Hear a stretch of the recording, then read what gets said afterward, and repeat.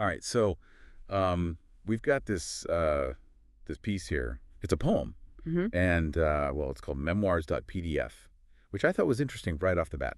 Yeah, I mean, memories, right? Yeah, so we're going to be, looking back You're and exploring that, exactly, and like trying to figure out what it all means. especially in such a short piece. Yeah, it's really short, but it seems to say a lot. So I'm going to read it first, and then we can kind of pick it apart. Sounds good. Okay, so mémoire, mémoire d'exaltation. Mémoire de réflexion, mémoire de compréhension. Maintenant, comprenons pourquoi ces hommes et femmes sont partis. So there it is. What do you think? Just like first impressions.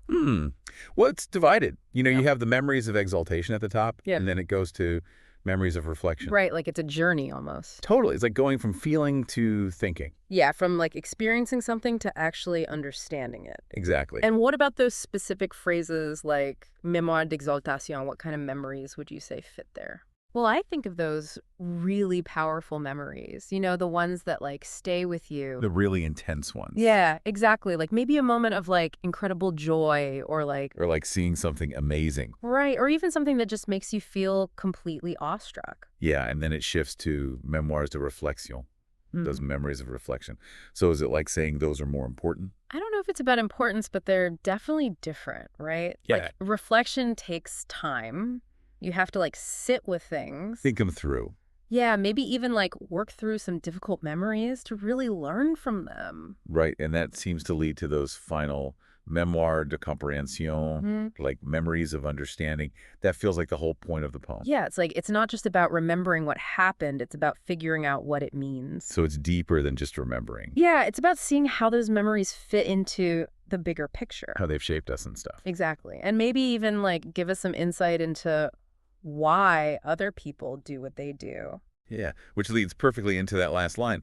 Maintenant, comprenons pourquoi ces hommes et femmes sont partis.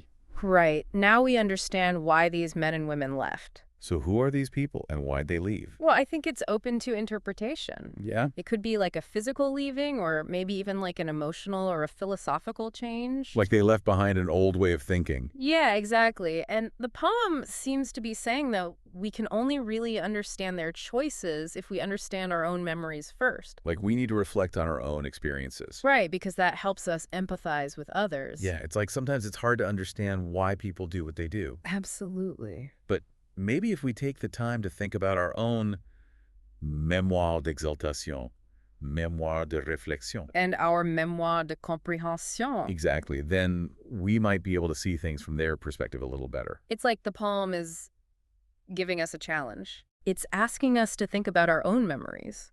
What would we categorize them as? And how can those memories help us understand the people in our lives? The ones who have left in whatever way.